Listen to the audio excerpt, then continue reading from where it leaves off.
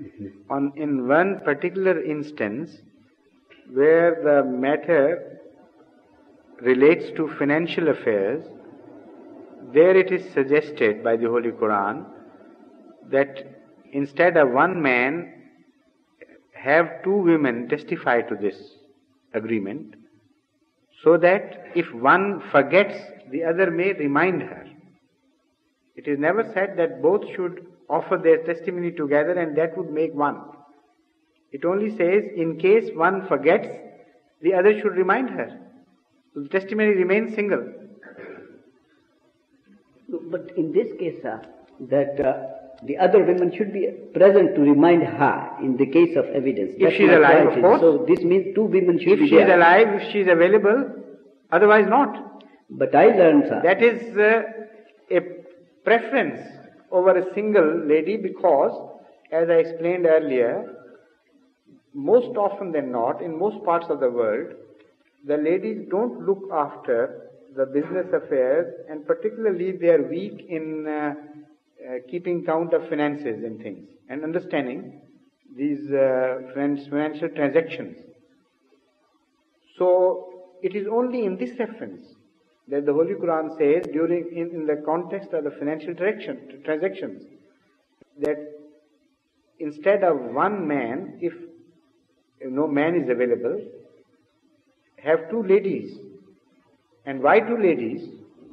Not so that they should testify together, only because if during the testimony the lady has not fully understood what was said about this financial transaction and intends to forget, the other lady should sit and just remind her, no, this happened like this. Otherwise the testimony of the single lady is enough. And if the other lady dies, still the testimony would hold good. This is what the mullahs don't know. And intend to forget, intentionally perhaps. Because there is no guarantee for both of the ladies to remain available all the time. It is a suggestion that it would be better to have two ladies because of this reason. But it does not say anywhere in the Holy Quran, it's never said in the Holy Quran, that if the other lady is not available, then what? Obviously, then the testimony of the single lady would be acceptable. Moreover, the testimonies are of two types.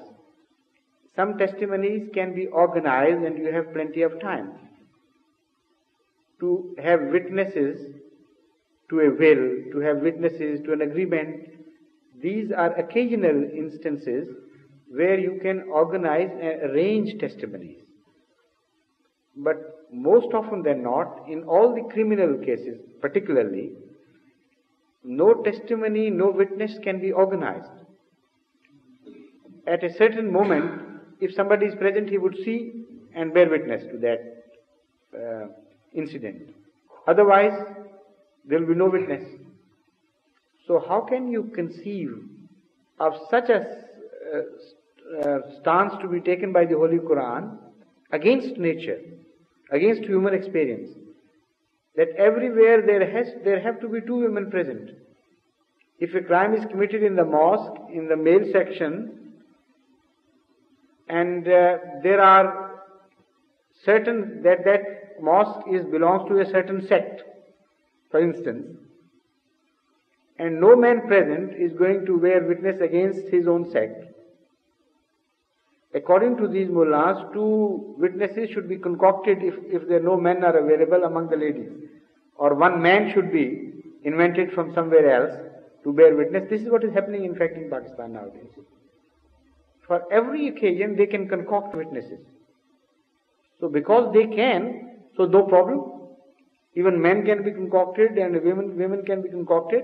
But in real life, where things happen just by accidents, in passing phases, there it is impossible to find sometimes a male witness, not to mention the female witnesses. So how can you expect things to happen always in conformity with this injunction of the Holy Quran? Because they don't happen like that.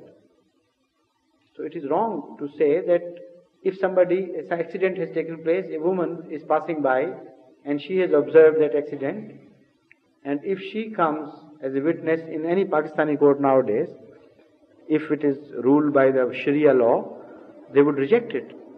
They should say, why didn't you bring another person along with you to be witness of that accident? We are not going to accept it. Holy Quran never meant it, it never spoke of this. It only mentioned in a certain particular situation about financial affairs in particular, and that too, not making two ladies witness necessary. As you inferred, for instance, this is one aspect which you have just pointed out, that that is tantamount to having two witnesses. If it is tantamount to having two witnesses, why didn't the Holy Quran say it in so many words that both these ladies should bear witness? Because sometimes 4 witnesses are called. So why not these 2 witnesses? The obvious reason is that the Holy Quran is the word of God, and Allah knows how life is acted upon in reality, how the drama of life is being played in reality. Holy Quran knows, Allah knows that a lady may not be available, a lady may die. And in that case, the Holy Quran had said it in so many words that 2 lady witnesses are required to give testimony. In that case, with the death of 1 witness, the whole testimony would die out. So that is the sense behind it.